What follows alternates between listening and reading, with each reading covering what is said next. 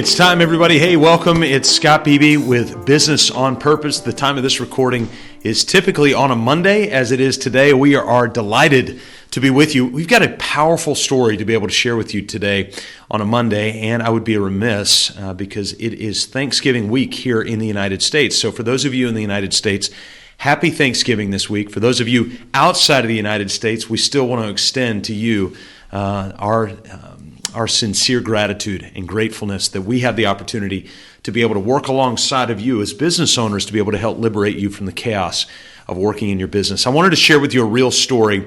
I recently received an email from a client who's a part of our architecture firm Freedom Formula program. It's an architects coaching group, so it's a group just for architects and interior designers.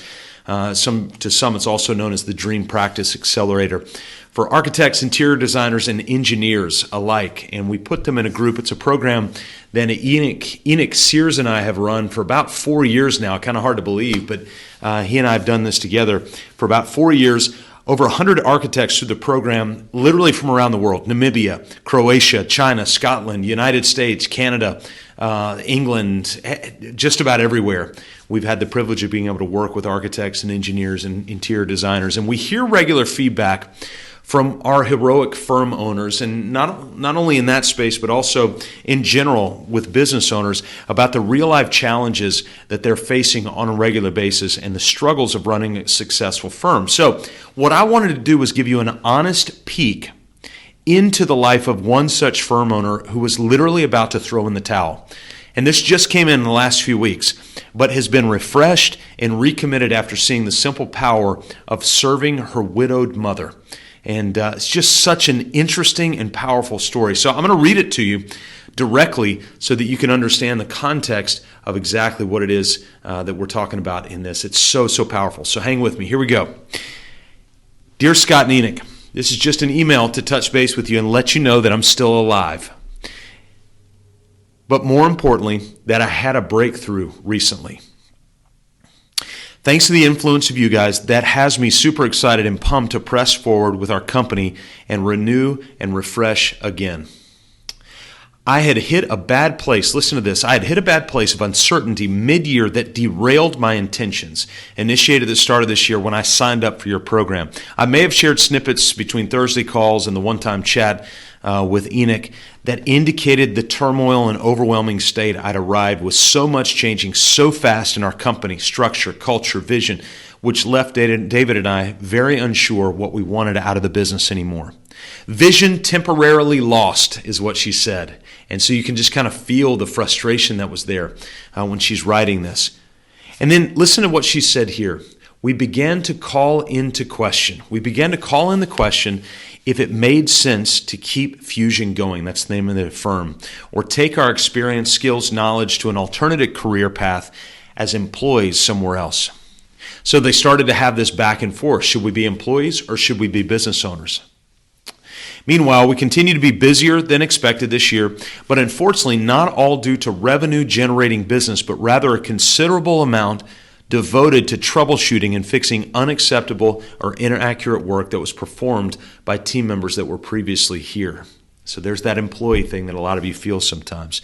But it left us plenty of potentially liable mess-ups to follow up and to deal with. Needless to say, the motivation that we had to keep the business going waned even further as I began to evaluate our numbers. Then October rolled around, and suddenly it was time for my almost 3-week solo trip to India, booked months ago to visit and to help my mom. Now, this is Alice and her mom, and also Alice's twin brother, who happens to be an OBGYN in Augusta, Georgia, and they were over there together. Now, my mom is a widow. She is relocated to her birthplace in a beautiful but remote town, and I was there to help her finish out a construction project that she stubbornly started. Don't you love that? At the age of 85. With the desire to reside on a small lakeside lot of land she inherited next to the chapel she had built over 20 years ago for her community from her retirement savings. The place is fairly remote, it's fairly natural, with no internet connection or place.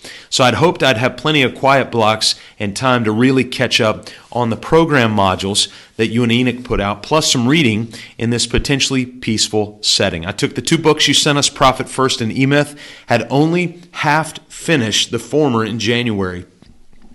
Implemented immediately, but never finished the book. This was going to be my time to read both. My 3 weeks flew at a very busy pace as I found myself having to manage union, communist mentality labor, taking advantage of a single old lady, having to communicate strictly in a foreign language that I only have basic conversational skills with amidst heavy rainstorms. It kept me so fully busy every day with no energy to read or to think beyond what my mom needed in that moment. But I was there for her primarily, and it was so cool to be able to see that. Accomplished a lot to settle her, left her happy and comfortable and excited that I will be back next month with David and the girls, something for her to look forward to this Christmas. But as I boarded the plane on November 11th to head back, I recognized, get this, I was still hungry to gain some clarity and a sense of thoughtful, professional game plan before returning to the United States, but had exhausted time and, quite frankly, exhausted my energy. Not quite ready to give up, I decided to try something I've never succeeded at doing in the past, and that's to stay awake in flight and read. I deliberately slept my first 4.5 hours from Kochi to Doha, Qatar. That refreshed me from my immense fatigue. Then on the second leg of the journey, 14.5 hours to go before touchdown in Atlanta, I buckled down with Michael Gerber and E-Myth. I thought I'd at least get the book started before I returned home to David. Simply put, wow, what a great read. Just a couple of chapters in, and I was hooked. I could relate so much, and every page resonated with sense. I devoured the book cover to cover with no in-flight movies or sleep for 14 hours straight, much to the annoyance of my fellow passengers who probably wanted my light to turn off. But selfishly, I wasn't about to turn it off when so many light bulbs were mentally being triggered as I read on. What a powerful story, isn't it? The book helped me better understand the systematic modules that you have organized for us to implement. I feel so stupid for waiting this long to read it. It even inspired me to crack open my notepad and think through a different org chart. Now look, she actually sent her org chart that she sketched out. Now you would expect this obviously from an interior designer and also architects, but this org chart had fresh perspective. I realized the entrepreneur in me was not ready to give up. Not just like that, after more than 16 years of a fairly profitable business, messy and as sloppy as it's been, it didn't matter. I was not ready to give up. So much room for improvement, so much clarity gained. I know fusion can be so much better and stronger, even if maintaining our desire not to get much bigger. I am convinced we've just experienced really painful adolescence. What a great line, right? Really painful adolescence as a company. And I'm so ready to grow up and mature, but recognize the need to reset bad childhood habits and practices first. So I'm ready to implement. I'm ready to implement from the basics again, is what Alice says.